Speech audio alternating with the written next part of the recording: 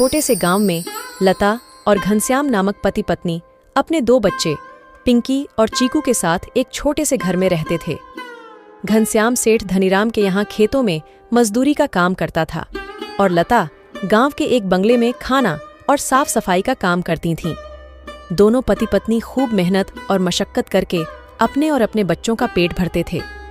यूं तो हमेशा ही गर्मी के समय 40 डिग्री तक तापमान चला जाता था, लेकिन इस साल तापमान बहुत ज्यादा बढ़ गया था, जिस वजह से बसंतपुर गांव के लोग बहुत ज्यादा परेशान थे। दिन हो या रात हो, लोग गर्मी से बेहाल थे। इस साल तो बहुत ज्यादा गर्मी पड़ी है। इतनी कड़ी धूप में काम करना बहुत मुश्किल हो गया है। घर से निकलते ही पसीना बारिश की तरह टपकने लगता है। इतनी भारी गर्मी में तो काम पर भी जाने का मन नहीं करता। न जाने इस साल की गर्मी कैसे कटेगी। चलो अच्छा, मैं काम पर जाता हूँ, वरना सेठ गुस्सा करेंगे। घनश्याम मजदूरी पर चला जाता है। पिंकी और चिंकी एक सरकारी स्कूल में पढ़ते थे। लता पिंकी और चिंकी को स्कूल छोड़कर काम पर चली जाती है। उस बंगले में मालकिन हेमलता और मालिक रामचंद्र अपने 2 बच्चे टीना और शिवम के साथ रहते थे। अरे लता, आ गई तू। अब चल जल्दी से सारे काम निपटा लो। पता है ना, शिवम की बर्थडे पार्टी है, तो सारे काम 4 बजे से पहले ही हो जाने चाहिए। और हाँ, इसके बाद तुम घर सजाने में भी मेरी मदद करोगी, ठीक है? ठीक है मालकिन, मैं पहले जाकर घर के सारे काम निपटा लेती हूँ। इसके बाद घर को सजाने में मैं आपकी मदद करूँगी। ऐसे लता घर के सारे काम करने के बाद हेमलता की घर को सजाने में मदद करती है। हेमलता और लता मिलकर पूरे घर को अच्छी तरह से सजा देते हैं। अच्छा मालकिन, मैंने घर के सारे काम निपटा दिए हैं और पार्टी की सारी तैयारी भी हो गई है, तो अब मैं घर जाती हूँ। हाँ ठीक है, लेकिन पता है ना तुम्हें, आज शिवम की बर्थडे पार्टी है, तो तुम शाम को 7 बजे अपने बच्चों के साथ पार्टी में आ जाना। और हाँ, मुझे तुम्हारी थोड़ी मदद की भी जरूरत होगी। ठीक है मालकिन, मैं शाम के समय बच्चों के साथ यहाँ आ जाऊंगी। ऐसा कहकर लता घर चली जाती है और दोनों बच्चों को तैयार करके शाम को 7 बजे पार्टी में आ जाती है। पार्टी बहुत ही शानदार होती है। लता के बच्चे इतना बड़ा घर देखकर कहते हैं, अरे यार चिंकी, यह घर कितना बड़ा है और कितना सुंदर है। बाहर कितनी गर्मी है, फिर भी इनके घर के अंदर कितना ठंड लग रहा है। पिंकी और चिंकी की बातें शिवम सुन लेता है और वह उनसे कहता है, अरे ये घर ठंडा इसलिए लग रहा है क्योंकि हमारे घर में हर कमरे में एसी लगा हुआ है। ओह, मतलब कि एसी लगाने से घर बहुत ठंडा हो जाता है। दीदी, हम भी अपने पिताजी को अपने घर में एसी लगाने के लिए बोलते हैं ना, हमारे घर में भी बहुत ठंडा लगेगा। चलो बच्चों, इधर आओ, केक काटने का टाइम हो गया है। जब केक काटने लगता है तो पिंकी और चिंकी एसी की ठंडी ठंडी हवा खाते खाते शिवम के कमरे की तरफ चले जाते हैं और शिवम के कमरे के बाहर खड़े होकर एसी की ठंडी ठंडी हवा का मजा लेने लगते हैं। एसी की ठंडी ठंडी हवा खाते खाते वह दोनों कमरे के अंदर चले जाते हैं। दीदी, यह कमरा तो सबसे ठंडा है, इसमें कितनी ठंडक है। और दीदी, यह देखो, यह बिस्तर कितना सुंदर है, बिल्कुल मखमल जैसा। दोनों बेड पर बैठ जाते हैं और ठंडी ठंडी हवा का आनंद लेने लगते हैं। देखते ही देखते 15 मिनट बीत जाते हैं और आराम करते करते कब दोनों की आंख लग जाती है, उन्हें पता ही नहीं चलता। इतने ही देर में अचानक से शिवम की बहन टीना कमरे में आ जाती है। वह पिंकी और चिंकी दोनों को शिवम की बेड पर लेटा देखकर जोर से भड़कती है। ये दोनों मेरे कमरे में क्या कर रहे हैं? माँ इधर आओ, देखो ये दोनों मेरे बेड पर क्या कर रहे हैं। टीना की आवाज सुनकर हेमलता कमरे में आती है। तुम दोनों अभी के अभी मेरे बेड से उठो। पिंकी और चिंकी हेमलता की आवाज सुनकर जग जाते हैं। लता भी हेमलता की आवाज सुनकर भागी भागी चली आती है। क्या हुआ मालकिन? आपकी बहुत जोर से नीचे आवाज आ रही थी। क्या हुआ? ये पूछ क्या नहीं हुआ? ये देख नहीं रही तू? तेरे बच्चों ने अपने गंदे मेले बदबूदार कपड़ों से मेरा पूरा बेड गंदा कर दिया। तेरे बच्चों ने एसी देखा नहीं कि सोने चले मेरे बेड पे। हद होती है यार। मैं तो तेरे बच्चों को इसलिए बुलाया था कि इनका भी थोड़ा मन लग जाएगा। इन्होंने कभी ऐसी पार्टी लाइफ में देखी नहीं होगी, ये भी देख लेंगे। पर ये तो अपनी औकात ही भूल गए। ये हमारा घर है, कोई धर्मशाला नहीं कि कोई भी भिखारी हमारे कमरे में आ जाएगा और आकर के सो जाएगा। तू अभी के अभी अपने बच्चों को लेकर निकल यहाँ से। और हाँ, कल से काम पर भी आने की जरूरत नहीं है। मालकिन ऐसा मत करो, मेरी बात तो सुनो। बच्चे नादान हैं। मैं वादा करती हूँ आगे से ऐसा दोबारा नहीं होगा। यह मेरी आखिरी भूल समझकर माफ कर दीजिए मालकिन। मुझे काम से मत निकालिए मालकिन। इस काम के सहारे तो मेरा घर चल रहा है। ये तेरी सर दर्द है। अब तू यहाँ पर काम नहीं कर सकती।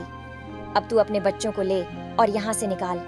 हेमलता लता और उसके बच्चों को घर से बाहर निकाल देती है और आगे से काम पर आने को भी मना कर देती है। अब लता के पास कोई काम नहीं था।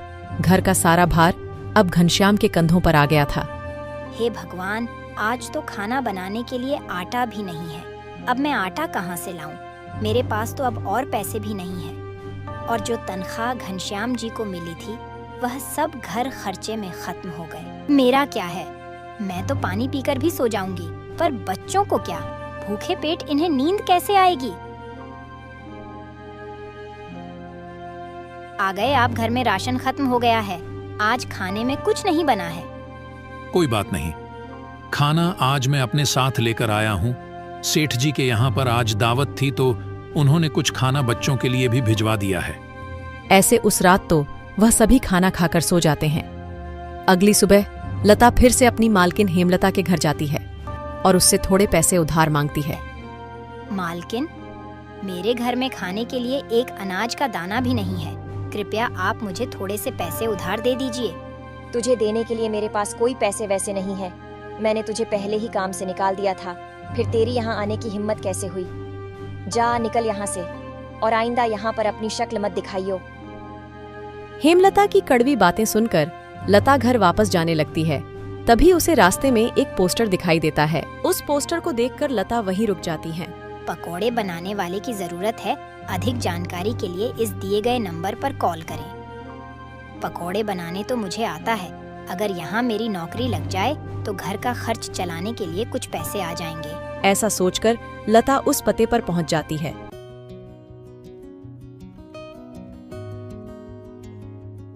भैया, मैंने आपका पोस्टर देखा।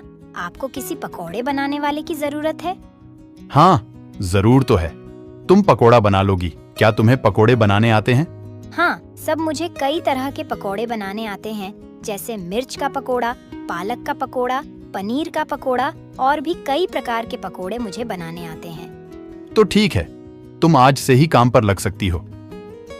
ऐसे लता पकोड़े बनाने वाले के साथ काम पर लग जाती है और ग्राहकों को पकोड़े सर्व करने लगती है। ऐसे ही शाम हो जाती है और रमेश के सारे पकोड़े बिक जाते हैं। चलो, आज तो सारे पकोड़े बिक गए।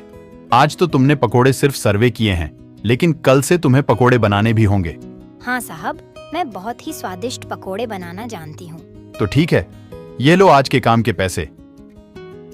300 रुपए लेकर लता सबसे पहले राशन की दुकान पर जाती है और वहां से राशन का सामान खरीदकर घर आ जाती है। घर पहुंचकर लता सबसे पहले बच्चों के लिए खाना बनाती है और उनको परोसती है। चिंकी, पिंकी, आ जाओ, खाना खा लो। इतने में घनश्याम भी वहां आ जाता है और लता घनश्याम को अपने नए काम के बारे में बताती है। इस तरह सारे मिलकर खुशी खुशी खाना खाते हैं। अगली सुबह लता बच्चों को स्कूल छोड़कर वापस काम पर चली जाती है। दुकान पर पहुंचकर लता पकोड़े बनाती है। लता के बने हुए पकोड़े ग्राहकों को बहुत पसंद आते हैं। लता के बने हुए पकोड़े खाकर ग्राहक पकोड़े की बहुत तारीफ करते हैं। उनको आज के बनाए हुए पकोड़े कल से भी ज्यादा अच्छे लगे। रमेश भाई, तुम्हारे आज के पकोड़े का तो कोई जवाब ही नहीं। इससे स्वादिष्ट पकोड़े मैंने आज से पहले इस होटल में कभी नहीं खाए। आखिर आज ऐसा क्या मिलाया है इन पकोड़ों में जो इतने स्वादिष्ट बने हैं? आज तो मैं एक और प्लेट खाऊंगा। मेरे लिए एक एक्स्ट्रा प्लेट पकोड़े लगा दो। ऐसे रमेश अपने ग्राहकों के मुंह से पकोड़े की तारीफ को सुनकर लता से कहता है। लता, तुम्हारे हाथ में तो जादू है। तुम्हारे हाथों के बने पकोड़े खाकर ग्राहक एक एक एक्स्ट्रा प्लेट पकोड़े खा रहे हैं। तुमने तो कमाल ही कर दिया। आखिर ऐसा क्या मिलाया है इन पकोड़े में जो ग्राहक इतनी तारीफ कर रहे हैं? साहब जी, कुछ खास नहीं मिलाया है, बस थोड़े से नमक मिर्च मसाले बराबर मात्रा में डाले हैं, बस। ऐसे रमेश के आज के पकोड़े बहुत जल्द ही खत्म हो जाते हैं। आज तो पकोड़े बहुत जल्द ही खत्म हो गए। कल से हमें और ज्यादा से ज्यादा पकोड़े बनाने होंगे। और हाँ, अब हमारी पकौड़ों की सेल और ज्यादा अच्छी होने लगी है, इसलिए कल मैं दुकान में एसी लगवा रहा हूँ। इससे ग्राहक भी एसी की ठंडी ठंडी हवा में पकोड़ों का मजा लेंगे।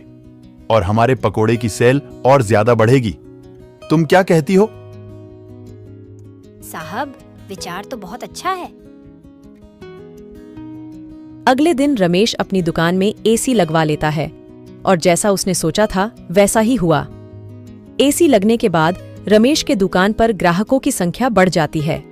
ग्राहक ठंडी ठंडी हवा में बैठकर पकोड़े खाने का आनंद उठाते हैं। ऐसे रमेश के आज भी सारे पकोड़े बहुत जल्द ही बिक जाते हैं। शाम के समय जब लता घर वापस आती है और वह चिंकी और पिंकी को आपस में बातें करते हुए सुनती है। दीदी, उस दिन पार्टी में कितना मजा आ रहा था ना। कहाँ हम उस दिन एसी की ठंडी ठंडी हवा खा रहे थे और कहाँ आज हम इतनी गर्मी में बैठे हैं। काश हमारे घर में भी एसी होती तो हम भी अभी एसी की ठंडी ठंडी हवा खा रहे होते। इतने में लता अंदर आ जाती हैं। अरे चिंकी और पिंकी, तुम दोनों क्या कर रहे हो? तुम दोनों ने अपने स्कूल का होमवर्क किया? चलो जल्दी से अपना अपना होमवर्क कर लो।